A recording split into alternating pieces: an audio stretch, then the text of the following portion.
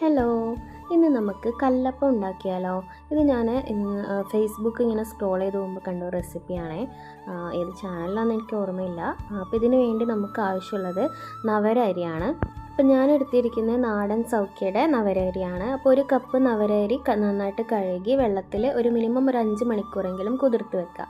ഇതിലേക്ക് നമുക്ക് ആവശ്യം മട്ട അരിയുടെ ചോറാണ്. അതൊരു 1/4 കപ്പോളാണ് നമുക്ക് ആവശ്യം വരുന്നത്. പിന്നെ തേങ്ങ, അത് നമുക്കൊരു 3-4 ടേബിൾ സ്പൂൺ ഇട്ടാൽ മതി. പിന്നെ ഈസ്റ്റ് വേണം, കാരണം അത് ഫെർമെൻ്റ് ആയിട്ട് കിട്ടണമല്ലോ. പിന്നെ ഉപ്പ്, പഞ്ചസാര ഒന്നും ചേർക്കുന്നില്ല, ഉപ്പ്. ഇത്രയും കാര്യങ്ങൾ ചേർത്തിട്ട് നമ്മളിത് നന്നായിട്ടൊന്ന് അരച്ചെടുക്കുകയാണ്. അപ്പോൾ മിക്സിയുടെ ജാറിൽ കുറച്ച് വെള്ളവും കൂടെ ചേർത്തിട്ട് നന്നായിട്ട് അരച്ചെടുക്കുക. നന്നായിട്ട് അരച്ചെടുക്കണം. ഇനി ഒരു പാത്രത്തിലോട്ട് ഒഴിച്ചിട്ട് ഓവർനൈറ്റ് നമ്മളിത് ഫെർമെൻറ്റ് ചെയ്യാൻ വെക്കുകയാണ്. കാരണം നമ്മൾ ബ്രേക്ക്ഫാസ്റ്റ് ആയിട്ടാണ് ഉണ്ടാക്കുന്നത്. അപ്പോൾ ഇത് നെക്സ്റ്റ് മോർണിംഗ് ആണ്. ഇത് നന്നായിട്ട് നമുക്ക് പൊങ്ങി വന്നിട്ട് നല്ല മാവായിട്ട് കിട്ടിയിട്ടുണ്ട്. ഇനിയിപ്പോൾ ഒന്നുമില്ല, നമ്മൾ ദോശക്കല്ലിൽ ഓരോ തവിയായിട്ട് കോരി ഒഴിച്ചിട്ട് ചുട്ടെടുക്കുകയാണ് ചെയ്യുന്നത്. എണ്ണ ഒന്നും ചേർക്കേണ്ട ആവശ്യമില്ല. നോൺ സ്റ്റിക്കിൻ്റെ പാൻ ആയതുകൊണ്ട് നമുക്ക് എണ്ണയുടെ ഒന്നും ആവശ്യം വരുന്നില്ല. മൂടി വെച്ചിട്ടൊന്ന് ഇങ്ങനെ എടുത്താൽ മതി. അപ്പോൾ ഇതുപോലെ ഓരോ അപ്പങ്ങളായിട്ട് ചുട്ടെടുക്കാം. ഓരോ കയ്യിൽ കോരി ഒഴിച്ചിട്ട് ഇതുപോലെ മൂടി വെച്ചിട്ട് വേവിച്ചാൽ മതി.